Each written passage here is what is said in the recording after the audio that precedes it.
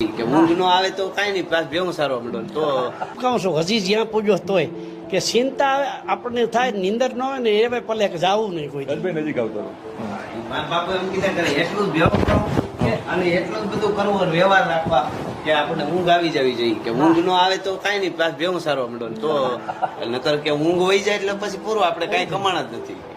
એટલે બહુ મસ્ત વાત કરી છે મિત્રો. આજકાલના જે છે ને યુવાનો, એ બધાને શોર્ટકટ જોઈએ છે. બહુ કમાય છે પણ એમ ધોડ કરે છે.